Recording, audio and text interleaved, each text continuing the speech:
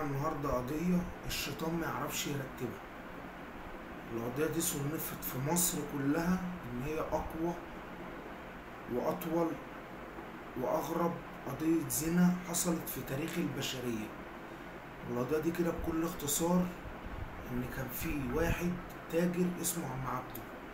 عم عبده ده كان متجوز من 20 سنة واحدة كارتو، وبعد ما اتجوزها هو بيسافر كتير جدا، شغله راجل تاجر ويسافر بلاد كتير قوي، وتنه يعني بيسافر اسبوع 10 ايام و5 ايام. وبعد 20 سنة جواز اكتشف ان مراته بتخونه، وان ال7 اولاد اللي عنده مفيش ولا ولد منهم ابنه، 4 صبيان و3 بنات. اكتشف ازاي؟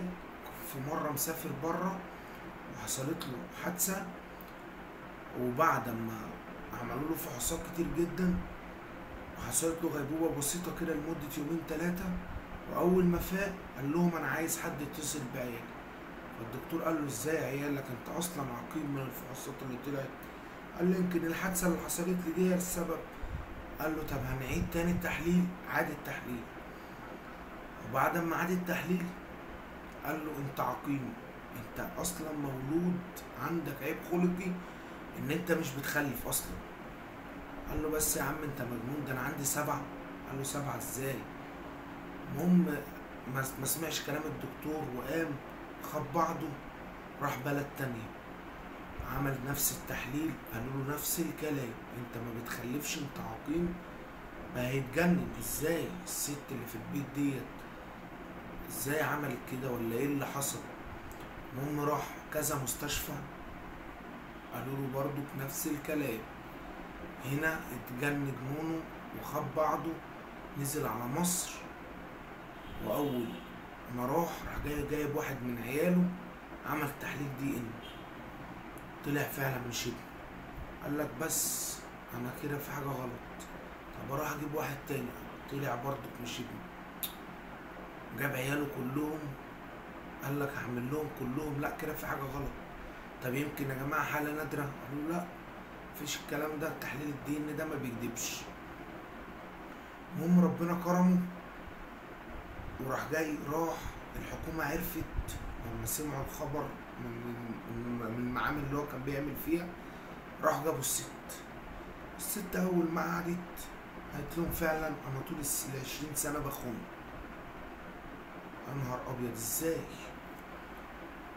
المهم جت قالت له أنا فعلا بخونك من 20 سنة وما بحبكش، وانا ست مش كويسة.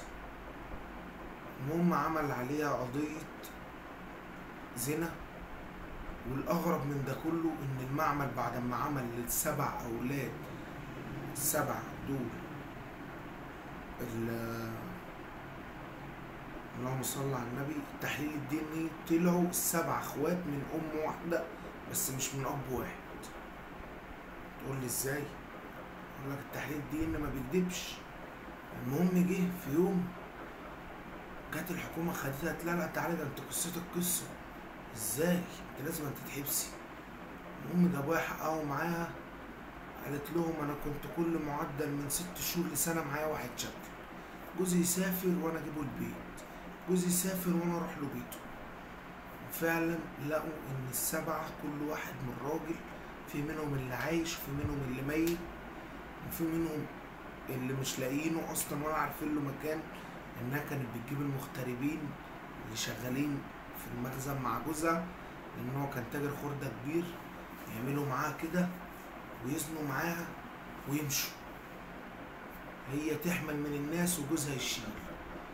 في الاخر عمل قضية نسب، والست اتحكم عليها ب30 سنة سجن، وهو اتبرى من العيال كلهم ومات بحسرته بعدها على طول.